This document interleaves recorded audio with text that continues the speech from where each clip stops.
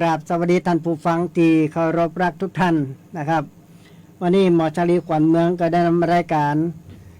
สาระสิ่งที่พ่อแม่พี่น้องได้รอฟังอยู่นะฮะนั่นก็คือสมุนไพรใกล้ตัวนะครับที่ได้โทรมาวันนี้ตั้งแต่เวลา10 นาฬิกาไปจนถึง11 นาฬิกาเนี่ยก็จะได้นำเอาสาระหน้าหูเกี่ยวกับเรื่องของสมุนไพรใกล้ตัวมาอูกับมาจากพ่อแม่พี่น้องเหมือนเดิมนะครับเสาร์อังคารที่แล้วบ่ได้มานะครับเนื่องจากติดภารกิจประชุมนะครับวันนี้ก็จะได้เอาเรื่องเกี่ยวกับเรื่องสมุนไพรนะเกี่ยวกับเรื่องพักกันถงนะครับหรือว่าคันสงหรือว่าพักกันตงเนี่ยนะครับมาอูมาจากเป็นพี่น้องหับทราบถึงสรรพคุณทางยามันเป็นทั้งอาหารและยานะครับช่วงนี้ก็เป็นช่วงที่พ่อแม่พี่น้องทำให้ทำนาเริ่มไถนาเริ่มบานกล้านะครับบางทีก็เอา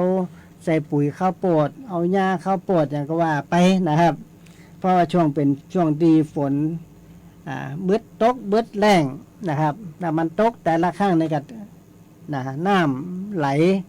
ใส่หมุนนะครับไปตามน้ำเหมืองลำห้วย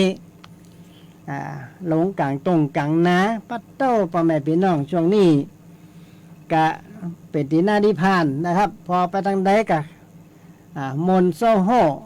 นะยาฆ่าหญ้าเต็มตรงเต็มนะครับบ่ฮู้ไผเป็นไผละเมื่อเดี๋ยวนี้นะตัวไผตัวมันละเพราะว่ายาฆ่าหญ้านี่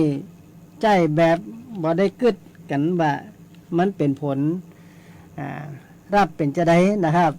เอาแล้วว่าเอาสะดวกสบายว่าบอกแค่ได้คำนึงถึงเรื่องของสุขภาพบางคนเนี่ยผลไปผลมาเนี่ยประโลไปแค่หูแค่หันกันลองไปยืนถนนพอเตอที่เขาพ่นแว่นั่นนะอาบมอกนะประมาณพี่น้องง่อยหน้าง่อยหลังง่อยหน้าง่อยหลังคุณกุ๊บนะครับมันก็เข้าหูเข้าตาไปกันปิดตาดังแต่หูดังปิดตาหูดังแต่ตามันก็เข้าหูก็เข้าบ่อใส่อย่างสักอย่างนะครับจริงๆเนี่ยมันมีเครื่องกันนะครับมีเครื่องนุ่งเครื่องห่มนิมิตชิดนะครับตามหลักวิชาการแต่เนี่ยเป็นให้มีเครื่องฝนยานะครับสวมสุดฝนยามันจะป้องกันตั้งแต่ตีนขึ้นมาทุกฟดเดี๋ยวร่างกายทั้งบนหัวหมดเลยนะครับบ้านเฮานี่ปัตตาพ่องนุ่งเตี้ยขากำจะนี่ฟ่องซุกเกียก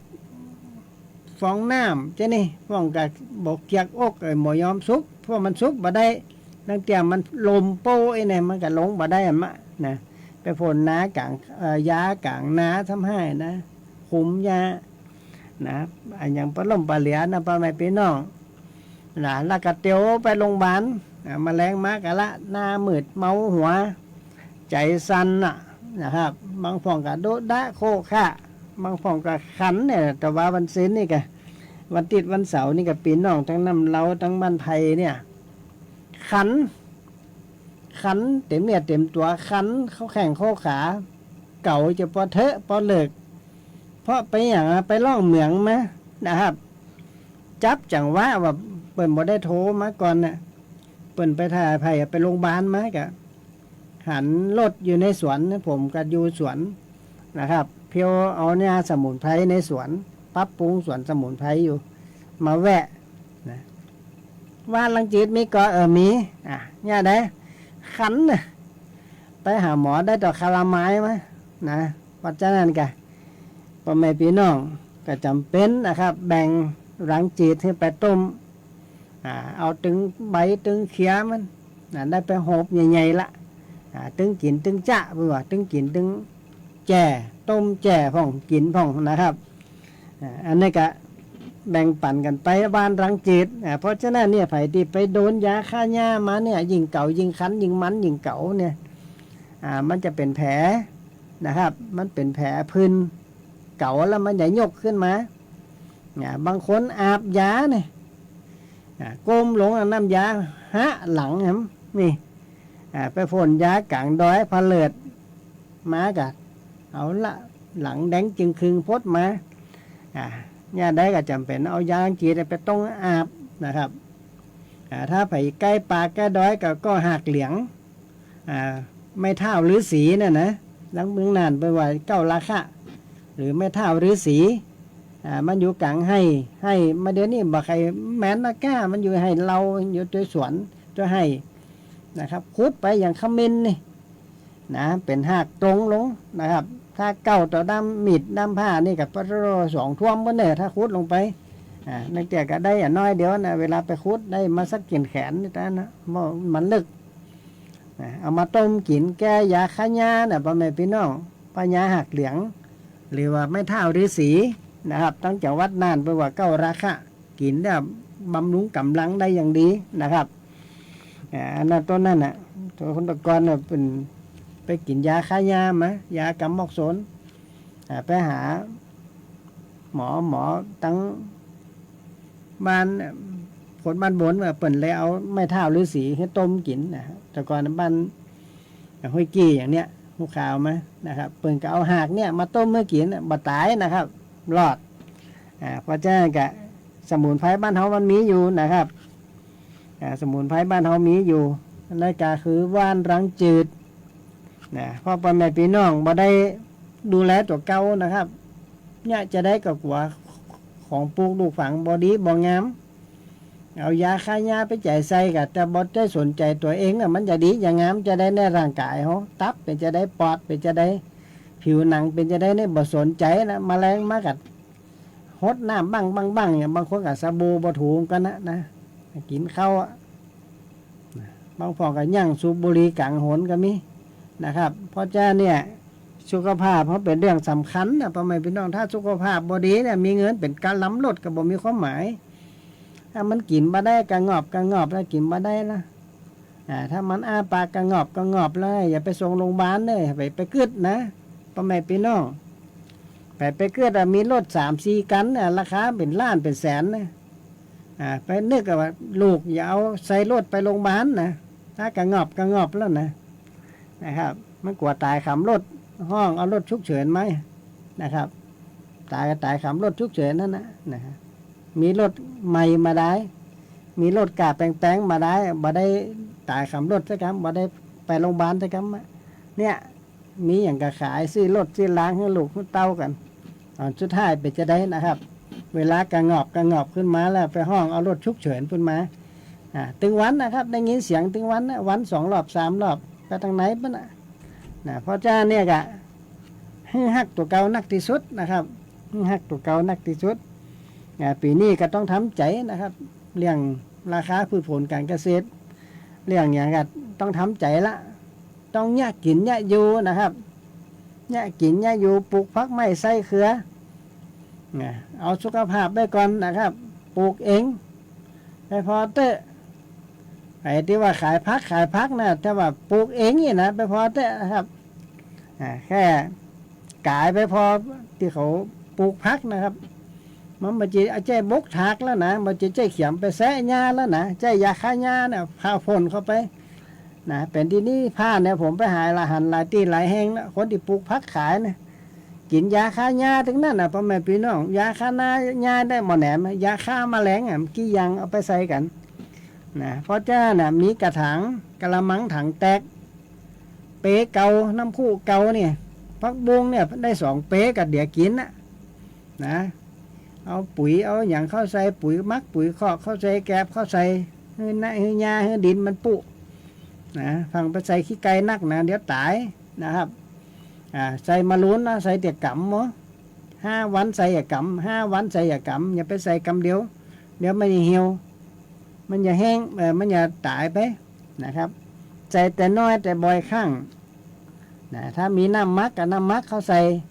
น้ำมักอย่าไปใส่บัวกับใส่สักจ้อน2 จ้อนนั้นเป็นจีใส่นักนะก็ลองปลูกพักกินเองพ่องพักบุ้งสัก2 เป๊ก็ได้ละถั่วฝักยาวสัก5 ก้างมะเขือสัก5 เก้าฟิกสัก5 เก้าเนี่ยอย่างละน้อยปลูกไปหลังบ้านนั้นนะมีพักแคบกับปลูกพักแคบสัก3 ก้าง1พักละสัก3 ต้นไผ่บ่มีก้าพักละไปเอาอาหารสวนปลาเลอะนะครับตัดมาสัก2-3 กิ่งก็เอาไปปักย่ำแน่นๆนะครับ7 วันมันก็ปลูกยอดละนะจะไขปลูกไว้ อันนั้นก็จะไปขอว่าผูกก็ไปขอว่าเฮ้ยไปขอเขาอะขอแล้วเด็ดเอาใบขวางไว้ให้แหมต่างหากนี่เจ้าของบ้านไปเก็บไปเพียวแหมนะครับช่วงนี้หน้าฟ้าหน้าฝนนี่ปลูกไว้เพื่อกินนะครับเก้าคาขมิ้นนี่มีปลาเลือกมันนะไผ่บ่มีเก้าขมิ้นไปปลูกกับพดไปแอวหาโทรก่อนเนอโทรที่0861966354อย่าไปขอเขานะครับกล้ามากล้วยติดกับปลาเลือกแต่เขาได้ก็ไปแอวหาถ้าถึงเวลาน่ะลูกอยากกินนะหลานอยากกินนะแล้วถึงเวลายังบอกปลูกกันนะครับยังบอกปลูกกันนะไปขอเขาเนี่ยเขาจะรักษาไว้กินชุกบ่ได้กินสักคำเดี๋ยว3 แกนอ้อให้ไปแม่นของเปิ้นเนี่ยนี่คนที่ไปบางคนก็ปลูกไว้ที่สวนที่ให้พุ่นไว้ห้างให้เป็นล้อนของเปิ้นไปขายยะนะคนที่กล้าขายกล้ามาเตดเนี่ยจะบอกปลูกมันสักไรนะครับไปปลูกอย่างบ่จ้องบ่ใจนะครับอันนี้ก็เขาก็จมเพราะฉะนั้นเนี่ยพักไม้ใส่เขือนนี่ต้องปลูกกินเองนะครับบ้านเนี่ยจะกินพักอะไรอย่างนะครับมีมดในสวนท่านพักละก็เรากี่บ่ตันอันนี้เป็นเรื่องของสุขภาพนะครับต้องทำเองทำด้วยกับมือมันจะได้ปลอดภัยนะพี่น้องตีขอบคุณพี่น้องตั้งอำเภอหลองนะครับอำเภอตั้งสุมเมนนะครับเอาสุมเมนนะครับไปเอากาพระอังกาบเมื่อข้างก่อนในผมได้ประกาศว่าใส่ก็ได้กาอังกาบเปิ่นกับไปเอาละนะครับกาอังกาบ3-4 คนไปเอาได้คนหกไปละท้องพันช่างนะได้ไปปลูกเพื่อขยายพันธุ์เอามาใจในชีวิตประจำวันสุขภาพนะครับช่วงนี้ยังมีถั่วแปะอยู่นะครับถั่วแปะถั่วอกแตกนั่นนะถั่วหามใส่เอาไปนึ่งล้ำละเว้ยนะครับถั่วอกแตกผมอนุรักษ์ไว้ถึงถั่วแดงและถั่วขาวมีถั่วลายแดงและถั่วขาวเนี่ยมีถั่วลายถั่วสีดำๆสีน้ำตาลมันมีหลายอย่างนะครับมาถั่วแปะนี่ผมได้อนุรักษ์ไว้พันไว้นะครับแผ่ก็ได้กัดจะโลพดไปนะครับเอาไว้นึ่งกินช่วยกันซื้อเจี้ยมาถั่วแปะไม่ได้เนี่ยเขาได้มาถั่วมาบอยนะครับบ้านไผ่มีมาถั่วบอยนะครับเอามาแลกกันได้นะครับมาถั่วบอยแบบมาแป๊บนี่นะใบเม็ดมันตรงไหนมันลายตะแต่ไว้มันถั่วบอยบ้านไผ่มีกับช่วยเอื้อนมากำนะครับผมจะได้อนุรักษ์เพราะสวนผมมีเป็นศูนย์อนุรักษ์พันธุกรรมพืชต่อไปนี่เจี้ยอย่างต่างๆก็จะได้ไปปลูกแล้วจะเก็บไปหั่นมีห้องเก็บเรียบร้อยไผ่ที่ว่าบ่มีตีเก็บก็เอามาเก็บไปหั่นถึงเวลาก็ไปเอานะครับจะเป็นศูนย์ขยายพันธุกรรมพืชไผ่มีของมะเกาโบราณเนี่ยก้าก็ไม่ผลไม้รากไม้ของโบราณเนี่ยมาแป๊บเนี่ยยังมีพันธุ์อยู่นะครับไผ่ที่ว่าบ่ตันได้ปลูกแต่กะไปเอาเม็ดมาแป๊บได้มาปลูกไปยังบ่แบ่งกันอยู่นะครับมีมาทัวแป๊บตอนนี้พักกันถงนะครับวาดฟดไปฝาพักกันถงละพ่อแม่พี่น้องไผ่ที่ว่าต้องการเมล็ดกะโทรกันเด้อเดี๋ยวบอกป้านะครับเดี๋ยวบอกป้าจะไปเอากาเมล็ดกาสมุนไพรบัวอังกาบท้องพันช่างอย่างนี้นะครับกะโทรมาก่อนที่0861966354นะครับเขามาฟังเสียงเพลงสักเพลง2 เพลงนะครับเดี๋ยวเขาก็มาว่ากันเดี่ยงพักกันถงกันไม่นะครับเชิญพี่น้องรับฟังเสียงเพลงได้เลยครับ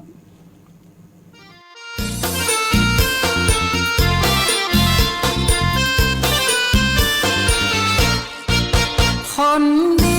ที่มีคาถาอาคมเปิ้นมาใจขี้จมขี้อวดว่าตัวมีดีคมอยู่ในฝักคนหวักเปิ้นตึงหูดี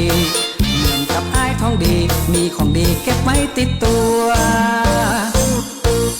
ไอ้ดีมีคนเล่าว่ากันว่านะไอ้ดีมีของดีแท้คะโอ้ลูกพ่อจายถ้าบ่ซักลายบ่ใจพ่อจายบ่นั่นแหละมีไอ้อย่างดีฮะอ้ายนี่นะได้มาตั้งสมัยป้าอุ้ยแล้วเนอะแม่นได้เปิ้นห้องเสื้อยัน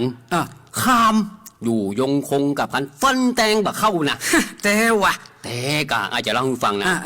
วันนั้นนะไอ้ถอดเสื้อยันไว้ข้างฝามันมืดเมียไอ้บ่หันเปียไปใส่มันนึกว่าเสื้อมันเนาะ ลูกห้องให้กินนมอ่ะ อ่ะ มันเอาลูกไปกินนม ดูดนมบ่ออกคิงว่าขามก็ เบาๆหน่อยไอ้ดิไข้แก่ไปกา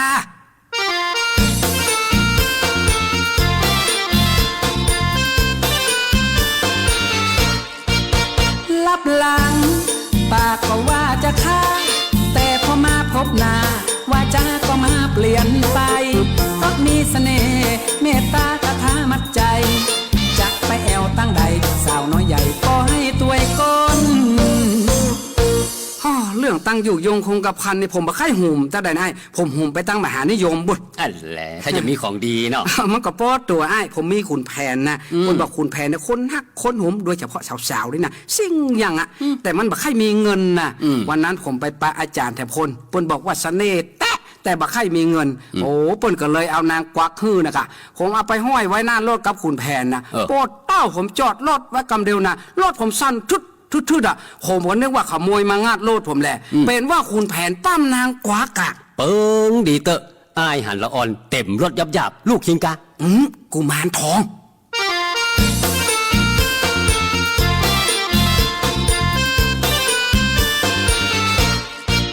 คนเฮานี่ชอบมันบาเหมือนกัน บางคนก็ชอบอย่างอัน บางคนก็ชอบอย่างอีห้องชอบเล่นไพ่เล่นหวยจนใจก็มี จนก็ได้ดี เพราะมีแต่ไก่แป๊กับกาง อันเรื่องอยู่ยงคงกระพันเมตตามหานิยมนะผมมาหุมไม่ตั้งโจรไก่บุญ ก็หูข่าวว่าไปจนมาตลอดใช่กะวันนั้นได้ข่าวว่าการมานี่ อ๋อไอ้ไก่ปูโมนนะครับมันบักกินเงิน โจรไม่ได้กับการสรวด ผมเลยจัดการให้เมียผมห่อนึ่งไปขาย อันแหละถ้าจะขายดีเนาะ โอ้บอกแล้วเหรอไก่ตัวนี้มันบักกินเงิน ขนาดห่อนึ่งไปขายเขายังแปะบ่ยอมจ่ายเงินสดอ่ะ โอ้บักกินเงินแต่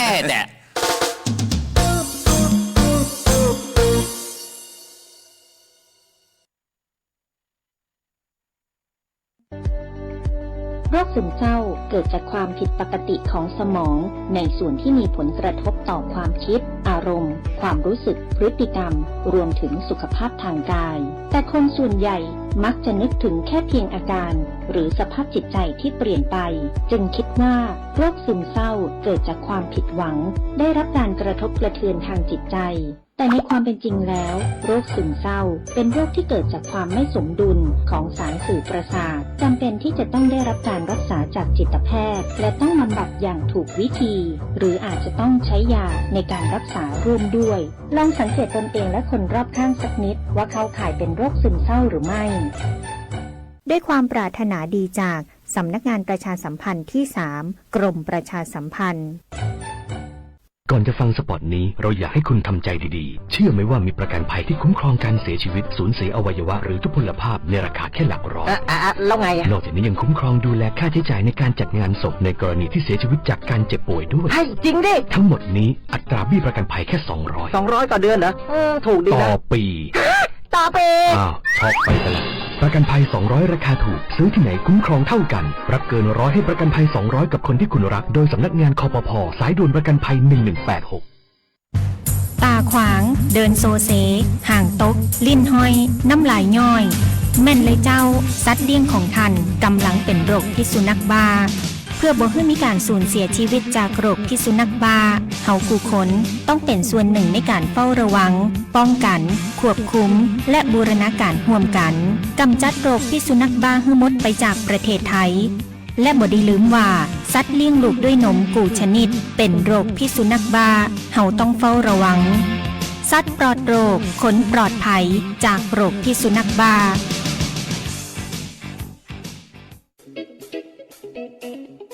ขับขี่ปลอดภัยเมืองไทยไร้อุบัติเหตุด้วยความปรารถนาดีจาก สวท.แพร่ FM 91 เมกะเฮิรตซ์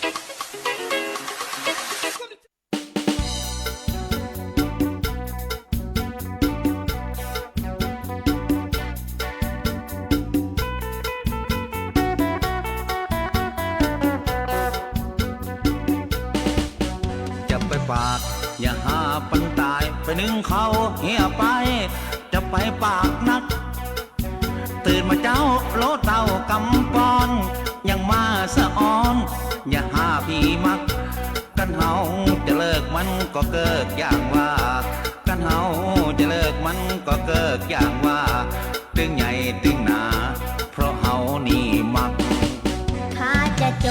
ไผจะทำไม ว่าทำไม ยั กัน เจ็ บ่ บ มี ใจ ยังว่า ผู้พี่ไก่พี่ยักษ์บ่ใจเบาเขามีลูกมีเมียซอของเศษของเหลือมันบ่ดีแต่ตับ มันมาก ไอ้กินบ่เลือกระวังดีไอ้กินบ่เลือกระวังดีถ้าถุงยางบ่มีค่าบ่หือเสียบปัก ว่าลับไปลืมไปแอวแกง้อมแกเงา ถึงข้าจะเมาข้าบ่เคยเสียหลักห้างสาวมันธรรมดา แม่หญิงท่าบ่ซอยกะซับกูเล่นบ่ได้น้อแม่มึงน้อกูเล่นบ่ได้น้อแม่มึงน้อข้ารูปบ่รอใครจะมาหัก จำกำอูไว้ฮือดีๆ ปากบ่มีแต่ใจในยึกยัก ว่าเล่นมาได้ ไปเมา ลูกสาวอย่าต้องบอกเข้าบ้านเข้าจ้องอูผีเสียบผีปักบ่ใจว่าสอนซ้ำซ้อนทางเพศบ่ใจว่าสอนซ้ำซ้อนทางเพศคนตายกับเกตมานักต่อนัก คนอื่นขอรับรองด้วยเกียรติของลูกเสือว่าขอสุมาเติกเมียด้วยเกียรติของผัวฮักสแลวันนั้นเฮาเอามีว่าแม่สาวเปิ้นตื่นขึ้นมาตัด หันก่อนนั่นเนาะผีบงปากบงคอหันก่อนนั่นเนาะผีบงปากบงคอยอกหูปูปุ้นหอหูผีตัด ลำไปกา ตอนนี้ไป แม่ จะลองขอแห่งกรรมถ้ายังบ่จำข้าจะกำขอยัด ยัดยัง จะหือไว้คือสากกะเอา ขอก่อนเตอเฮาอายุก็นัก ของมันตายแต่บ่ใจตายเล่น ของมันตายแต่บ่ใจตายเล่นบ่กลัวเน่ากลัวเหม็นผู้พี่ไก่พี่ยักษ์ ว่าลำไปขอรับรองด้วยเกียรติของลูกเสือว่าขอสุมาเติกเมียด้วยเกียรติของผัวฮักสแลวันนั้นเฮาเอามีว่าแม่สาวเปิ้นตื่นขึ้นมาตัด หันก่อนนั่นเนาะผีบงปากบงคอ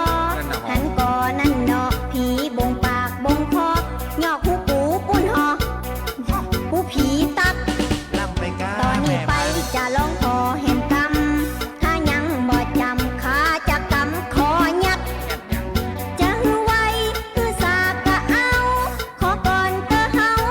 อายุก็นัก ของมันตายแต่บ่ใจตายเล่น ของมันตายแต่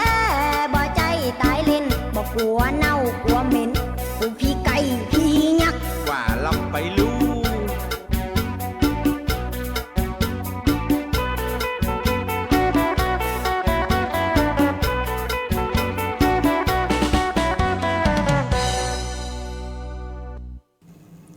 ครับก็จบไปเสียงเพลงนะครับที่ขอมาว่า2เพลงได้ก่อนนะครับจัดให้ละนะ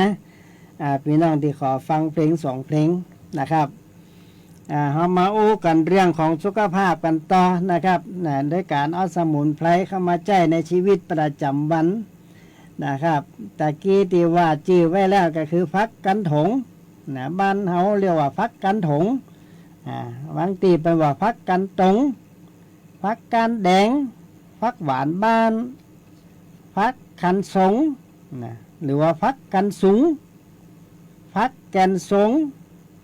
มันมีหลายจื่อรวมทั้งหมดมีถึง7จื่อครับพ่อแม่พี่น้องได้มาเอาจื่อมารวบรวมไว้นะครับบ้านเฮามันเป็นภาษากำเมืองว่าพักกันถงนะครับคนมาเกาเนี่ยเปิ้นเอามากินแก้ไข้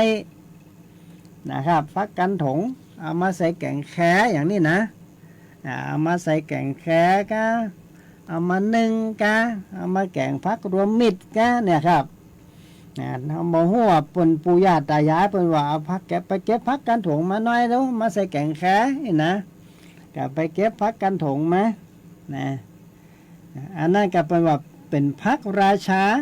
แห่งพักกับมาเขามามันล้ำกว่าฟักทั้งหลายแลมันหวานนะครับเอามาแทนพักหวานได้นะเป็นราชาแห่งยานะครับมาเขาว่าสุดยอดของยาเพราะฉะนั้น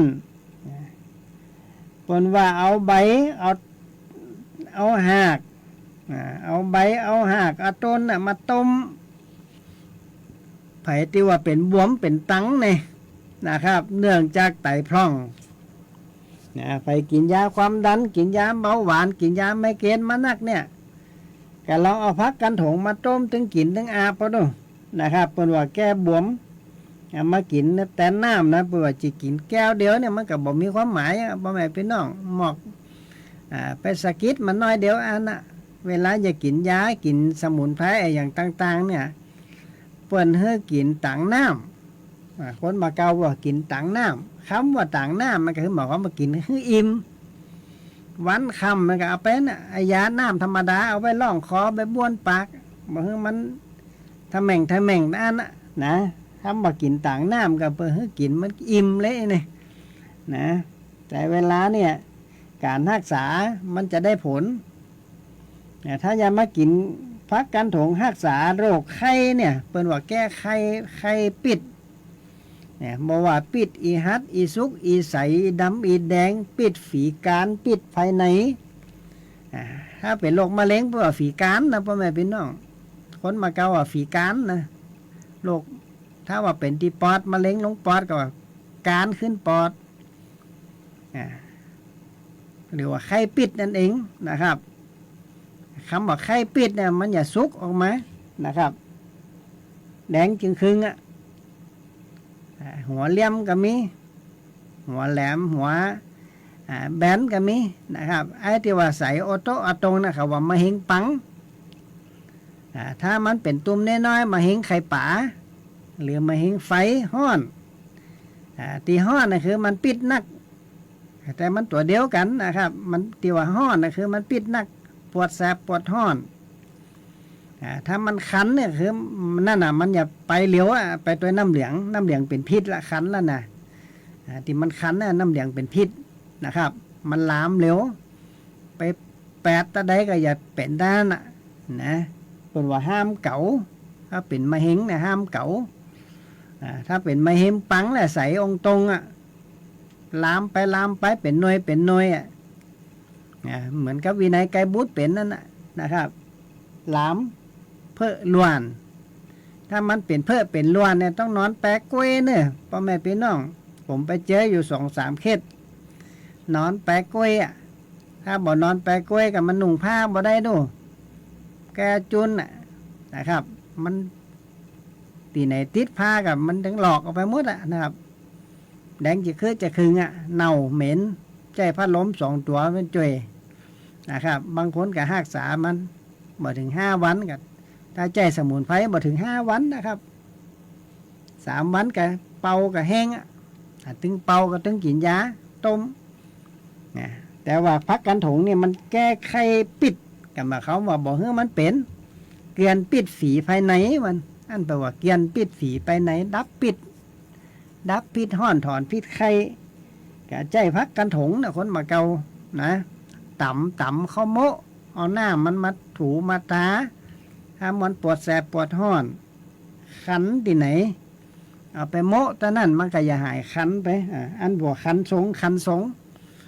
จื่อมันก็ออกตึงให้เรานะครับพักคันสงเพราะฉะนั้นเนี่ยให้ปลูกไว้นะครับมันมีจื่อถึง7 จื่อกันอาบแก้บวมแก้ไตพร่องตึงกินตึงอาบดับพิษร้อนถอนพิษไข้มันจะบลบไหนอย่างเนี้ยใดที่ว่าเป็นเริ่มงูสวัสดิ์ถ้ามันปิดมันลบไหนเนี่ยมันจะถูกต้องผ้าบ่ได้เอามือแตะกับบ่ได้ผ้าแตะเอาได้มันสะดุ้งยะเอาเนี่ยเปิดว่าปิดมันลบไหนมันไปกินเส้นประสาทเรื่องของเรื่องมันจึงทำให้เราสะดุ้งนะครับย่างคือปวดแสบปวดห้อนถ้าว่ามันเป็นจานกระดับปิดมันใหญ่ก่อนนะครับดับพาหะโลดับเนี่ยกระถาดับปิดดับพาหะโลดับสุหะในเนี่ยนี่ถอนปิดถอนมหินสีม้าถอนปิดมันออกเนี่ยสุหะในเนี่ย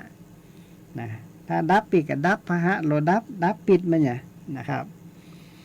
แล้วบ่แหนมนะครับยังแก้แผลรูมาติกรูมาตอยรูมาติซัมจะมาขอมาแก้ปวดตามลูกตอข้อติด เนี่ยโรคเก้าเขาบวมนี่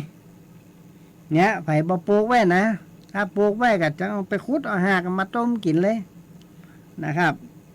ต้มกับอย่างเดี๋ยวก็จะบอกสูตรให้นะครับ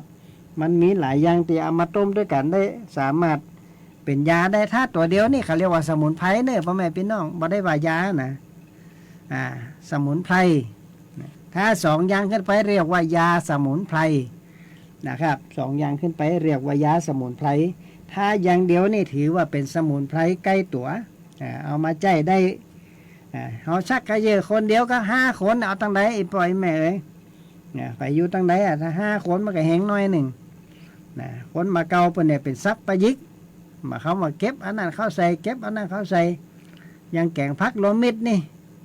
แกงอย่างเดียวมันก็ใส่ให้อย่างเดียวมันซาบแกงพักกันถงอย่างเดียวมันล้ำกับมันก็อย่างที่มันล้ำเนี่ยมันบ่ล้ำแต่กี่เนี่ยมันป้นปากป้นคอไปกันแล้วไปไงนะแต่ว่าถ้าล้ำแต่ล้ำว่าหอมโซ่เอาพักแซวมาใส่อย่างน้อยหนึ่งพักสลิดอย่างน้อยหนึ่งพักแคบอย่างน้อยหนึ่งถ้ามันหอมก็ไปกับพักละเขาใส่อย่างว่องมือหนึ่งนี่แน่มีมะน้ำแก้วมีอย่างพักมะน้ำแก้วอย่างเขาใส่อย่างมันก็หอมเนี่ยเป็นว่าพักรวมมิตรเป็นสมุนไพรกันเหมือนกันนะครับเอาหน้าเข้าใส่เอานี่เข้าใส่กับจุ่ยกันตุ้มจุ่ยกันหามบนว่าแบกคนเดียวมันก็นักนะถ้าว่าใจอย่างเดียวมันก็นักหน่อยตีนักก็หมายความว่ามันใจเวลานั่นเองแต่ว่าถ้าใจ3 อย่าง 4 อย่างขึ้นไปเนี่ยมันจะเบากับเขาปัญหายปีหู2 น่องหู1นี่นะงามกำกล้วยกำหนาวงามนะครับอันนั้นก็เป็นเรื่องของการเอามาใจให้มันเกิดประโยชน์นะครับแก้รูมาติกรูมาตอยนะปวดตามลูกตอคอติดใจทาแก้พดผื่นขันนี่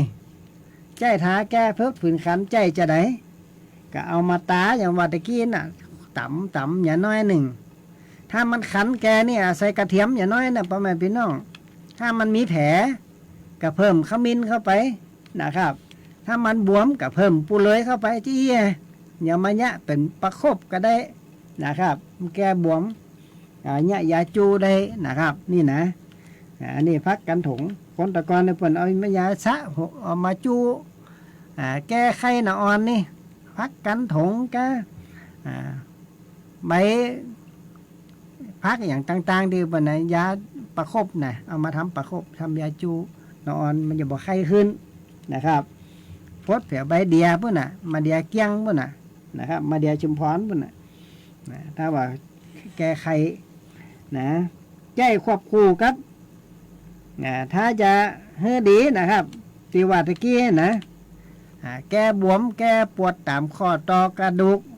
ใครเป็นโรคเก้าเขาบวมฟังเฮือดีแล้วก็จดไว้นะครับใจควบกับหากยาหนังยาหนังขาวนี่ยาหนังนี่นะเขียวนี่นะปูเจ้าเขาเขียวก็ว่านะครับหากยาหนังหากพักหวานบ้านต้องปลูกนักๆนะปลูกไว้จนพอกินพอใจไปขุดเอาหากมันถ้าเก้าเดียวไปขุดหากกระต่ายอ่องนะเวลาปลูกพักนี่เขาปลูก3, 4, 5 ต้นขึ้นไปนะเพื่อนะครับมีปูเลยมีขมิ้นนะจะไขสัก3, 4 หัวตุ๊บๆเข้าใส่นะเราไปขุดเอาหากควายมาสัก2 คืบหนึ่งอีปล่อยแม่นะพาโคมันก็ต้มด้วยกันนี่พักกันถงอย่ากำ1หากพักกันถงนะพักกันถงเนี่ยใส่หลายๆน้อยก็ได้นะมันจะได้ดับพิษได้เร็วขึ้นยังหากควายเนี่ยก็ดับพิษในกระดูกแก้บวมแก้รูมาติกรูมาตอยเหมือนกันนะครับเนี่ย4, 5, 6, 7อย่างเนี่ยมารวมกันแล้วนะครับต้มนะครับร้องพอของบ่ร้องบ่ฮู้นะเอามาต้มกินต่างน้ำแต่ว่าหมูนี่มันจะดีขนาดไหนก็จะบ่มีความหมายถ้าพ่อแม่พี่น้องบ่คับสารพิษนั่นเองมันก็เลี้ยงของเลี้ยงมันก็ต้องกินใบว่านนางเกียจากก่อนมันถึงวันนี้เอาหญ้าอย่างมันล่ำไปนะครับบ่ได้ฮู้กระทุ้งพิษ หมูนี่มันดับพิษแต่ย่านางใบว่านรังจืดเนี่ยมันขับสารพิษออกจากร่างกายก็สร้างภูมิคุ้มกันอยู่ก่อนบางครั้งนี่ภูมิคุ้มกันเขาบดีนะครับเขาก็สร้างภูมิคุ้มกันให้มันได้ตีได้ตังแล้วก็กระทุ้งพิษนับพิษมาลุ้นนะครับถ้าหมออันเนี่ยบ่แม่นพี่น้องกะที่หมอว่าแน่กินแล้วอาหารมันหายมาโทษกันมาได้มะถ้าเท่าดีก็นี่นั่นกินว่านรังเจดแล้วมากึดพอว่าอายุเขาต่อหือถ้าอายุ35เนี่ยยังดีน้อยหนึ่งปันหาย35 39นี่นะแต่ถ้าว่า34 33อย่างนี้37เนี่ยถ้าว่าธาตุกำเริบนะมันตกธาตุกำเริบหมูเนี่ย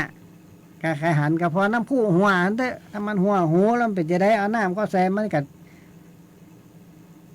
ไหลออกหมดนะครับถ้าหัวไป3 หูทำให้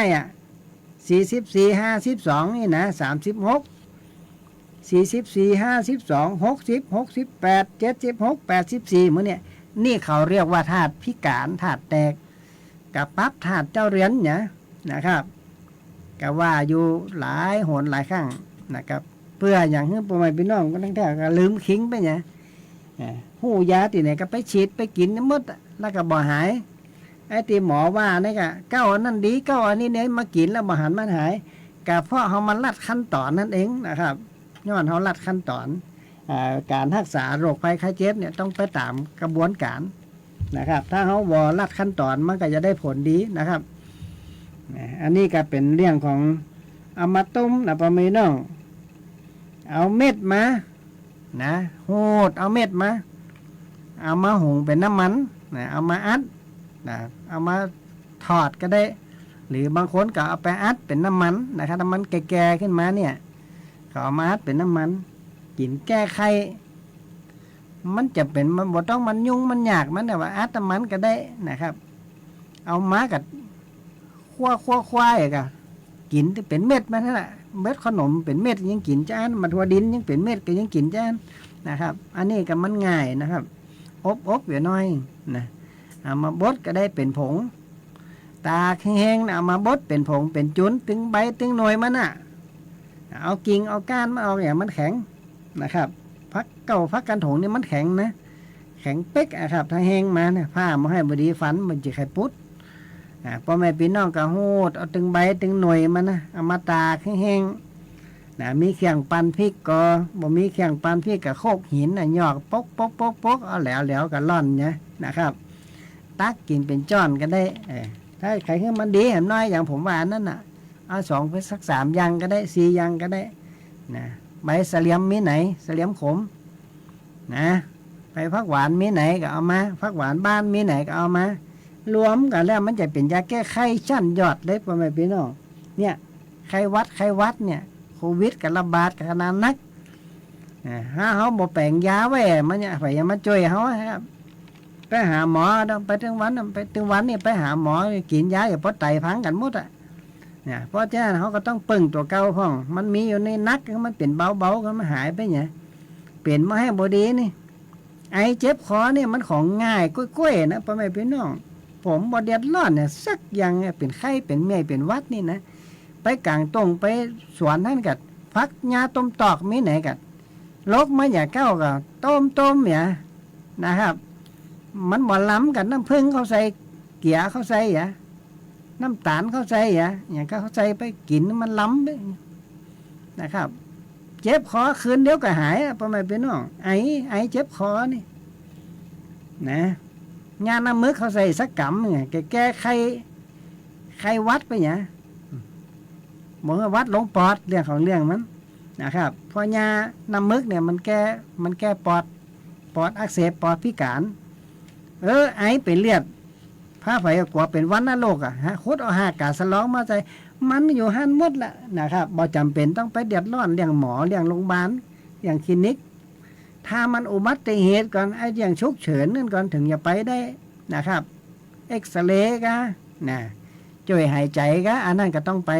นะครับแต่ถ้าเป็นนิดๆน้อยๆบ้านเฮาเนี่ยใจสมุนไพรใกล้ตัวเนี่ยเพื่อมันเกิดประโยชน์นะครับ ถ้าหมออันเนี่ยพ่อแม่พี่น้องก็เป็นนักนะเนี่ยอย่าไปเกิดแต่มีสตังค์นะครับเพราะมาหลายเจ้าแล้วครับมองพอมีเงินเป็นหมอให้กี่ล้านมาจมนะครับบ่อยากจะได้อย่างละหมอให้กินอย่างก็กินมันได้อันนี้ผมว่ามันมีสตังค์คนมีสตังค์แล้วเอาตัวบอลอดกันนี้นะครับว่ามันกินบ่ได้แล้วเนี่ยได้ก็ย้อนมาปล่อยให้เป็นนักละมาหาเนี่ยนะครับถ้าพ่อแม่พี่น้องต้องการพักกันถงนะครับหรือพักคันสงเนี่ยไปแอวหากันเลยนะครับมันใกล้ติดถนนนั่นน่ะใต้โรงเรียนมันไม่จัดสรรนะครับไปคุดเอานะครับเขียมตีห้างนั่นกันนี้นะครับมาแวะหากันโทรกันเด้อ0861966354นะครับ0861966354ถ้าจะฮื้อดีนี่หาต่อซีเมนต์เทก้นเนี่ยเทก้นแล้วแปลงหูระบายน้ำเนี่ยเอาดินเข้าใส่อย่าเกิงหนึ่งแปลงดินให้งามๆเมาะๆตั้งเปื้อนกับใส่เศษไม่เศษปุ๋ยมักปุ๋ยชีวภาพใส่ขี้ไก่ขี้อย่างไว้ปื้นบนนะครับเอาอย่างไว้ตั้งปื้นตั้งบนบดีใส่เตี่ยนะใส่มาลุ้นได้ตั้งปื้นเนี่ยเขาเนี่ยให้เต็มที่เลยกลัวหากมันจะลงไปหากินนะครับเพื่อยังเพราะพักกันถงนี่เปิ้นขยายพันธุ์ได้เร็วนะครับหากมันไปไก่ถ้าปลูกแจงสวนนี่นะบรรทัดถ้ามันไปสัก10 ต้น20 ต้นเนี่ยพ่อแม่พี่น้องหากคดบ่วันบ่ไหวละหากมันบ่จีแข็งนะหากมันอ่อนบดได้นะครับหากบดได้กะตีปลูกในต่อนี่เพื่ออย่างเขาจำกัดเนื้อที่มันเป็นปลูกเดียวเนี่ยกูไม่ได้ไป10 ปีพ่อแม่ไปกว่าได้เป็นไปกว่าได้ปลูกซื้อถังไม่แกน100 กว่าบาทนะครับ100 กว่าบาทถังมาให้บดีนี่นะยาแล้วก็เขาก็โหดน้ำง่ายอีเนี่ยเวลาเขาจะใส่ปุ๋ยคอกปุ๋ยมักมันก็ง่ายหญ้าก็บ่ต้องได้เอามันนะเก็บตัดอย่าไปตัดสูงถ้ามันขึ้นมาสักเม็ดเนี่ยเขาก็ตัดให้มันเหลียบเพียงหัวเข่าเนื้อโปนปากต่อมาสักศอกนี่ก็พอละยิ่งตัดยิ่งปงเก็บตลอดปีตลอดจาดพ่อแม่พี่น้องปลูกไว้สัก2 ถังนี่ก็พอใจละนะอันนี้กับเรื่องของปลูกพักในต่อนะครับปลูกแต่เดี๋ยวกุมได้ตลอดจาดนะถ้าใครมีปัญหาอย่างเรื่องสุขภาพกินยาแล้วมันบ่หายกะโทรมาก่อนมาปรึกษานะครับที่0861966354นะครับยินดีให้คำปรึกษาตรวจถาดเจ้าเรียนฟรีนะครับบ่ได้เก็บสตังค์ไปนะครับวันนี้เวลายังหำน้อยหนึ่งนะครับก็ขอให้พ่อแม่พี่น้องกินเพื่อสุขภาพนะครับอยู่เพื่อสุขภาพพอเหตุการณ์บ้านเมืองนู่เป็นประสะเปดต่างๆนานาถ้าเขาบ่ปลูกพักใส่เขือบ่เตรียมอย่างไว้สักอย่าง2 อย่างเนี่ยมันจะมีปัญหาแล้วเนอะเนี่ยยังหอมเนี่ยยังใบหอมพักไฟใบหอมไผว่าปลอดภัยนะพ่อแม่พี่น้องไผไปว่าปลอดภัยนะครับถ้าเขาบ่ใส่ปุ๋ยบ่ใส่พ่นยาเนี่ยมันจะได้เก็บนะพักไผ่ใบหอมนี่นะไม่พอเตะถ้าเขาปลูกเขาบ่ใจใส่เป็นจะได้ครับมาแค่หอมดวนเนี่ยมันถึงใบงิกใบงอปันอยู่ให้แมงบงนะเพื่อเตรียมน้ำไว้น้ำมักน้ำชีวภาพฮอร์โมนไข่เปิดกระมีในฮะเนี่ยพอหันพอในคลิปมันเตะ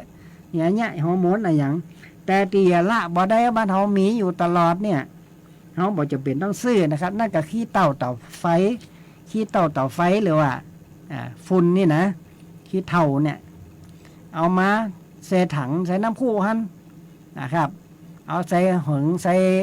ล่อนเนี่ยล่อนบ่ให้มันมีเศษทานเศษหยังเขามักไว้คืนหนึ่งก้นกับละไว้เลยนะครับมันผูกมาเจ้ามันอย่าใสนะเอากับกองเอาตีน้ำใส่ๆนะอีป่วยอีแม่กองเอาตีน้ำใส่ๆนะครับแล้วก็เอามากองกำใส่ผ้าขาวอย่างก็ได้เอามากองกำเก็บใส่ขวดไว้แมงบงก็ดีเพี้ยก็ดีที่มันอยู่ในฟักไฟแบหอมฟักกัดกะลำอย่างพริกอย่างต่างๆเนี่ยเอามาผสมใส่สไลด์น้อยหนึ่งเพื่อสารจับใบเนาะเอาไปฉีดผมบริใส่นักนะสมมติโบโดเนี่ยโบโด15 ลิตรเขาก็ใส่สักกระป๋องนมกระป๋าละ กระป๋องนมก็คือประมาณสักแก้วมาให้บดีนี่นะผสมน้ำเข้าไปฉีดพ่น3 วัน 7 วันก็ได้มันฉีดมันตึงบอกมาใกล้มาไก่พ่อแม่พี่น้องไปมีสะเดามีอย่างกับมักต้มน้ำสะเดาต้มจุ่มจะลิงอย่างเข้าใส่กันแล้วแต่ไผ่นั่นนะอันนี้ก็เป็นสมุนไพรนะครับมันปลอดภัยแต่ถ้าเขาบ่ญาตินะบ่เตรียมของปลูกลูกฝังไว้นะมาเขียสัก5 9 10 9นะตอนนี้ก้ามาเขียยังอยู่มีอยู่ปะเลยนะครับไปซื้อมาปลูกเนี่ยก้าบอกกี่ตังพริกสัก10 9มาเขืออย่างแล้วแต่นะครับหามาปลูกไว้เตรียมสตังไว้ถ้าไผบ่มีสตังนะจบเลยนะแต่เขายังมีของปลูกลูกฝังเลี้ยงไก่เลี้ยงนกไว้เหตุการณ์บ้านเมืองจะบ่ดีแล้วเนอะพ่อแม่พี่น้องถ้าหายบ่เตรียมพร้อมนะต่อไปเนี่ย5 เดือน 3 เดือนเนี่ยจะมีเหตุการณ์อย่างเกิดขึ้นมาครับบ่ฮู้ของจะบ่มีกาแล้วเนอะไปยาปลูกอย่างขายก็บ่ใครมีกากันละเป็นว่าหมากไม้ก็จะแป้งนะดังนั้นก็เป็นห่วงนะครับปลูกพักกินเองเตอะนะทำสมุนไพรใกล้ตัวเขาเนี่ยเอามาใจนะวันนี้หมอชาลีขวัญเมืองก็จะได้ลาพ่อแม่พี่น้องไปก่อนนะครับโอกาสหน้าปะกันใหม่นะสำหรับวันนี้โชคดีกูคนเด้อครับเด้อสวัสดีครับ วิทยุคนเมืองแพร่หลากหลายสาระความรู้สุขภาพคลังสมองภูมิปัญญาวัฒนธรรมท้องถิ่นสารพันอาชีพเด็กเยาวชนและสังคมหมอกฎหมายทนายชาวบ้านติดตามรับฟังได้ที่นี่ทุกวันจันทร์ถึงศุกร์ 10:10 นถึง 11:00 น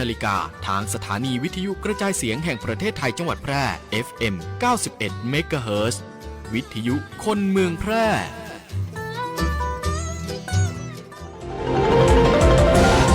วิทยุแห่งประเทศไทยให้ความรู้คู่ความสุข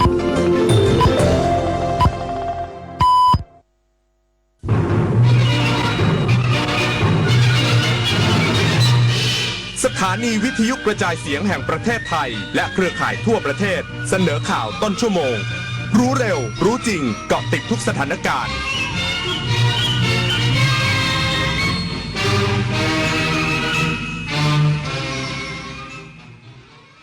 รับฟังข่าวต้นชั่วโมง 11 นาฬิกากับธราวุฒิวิชัยดิษฐ์ครับ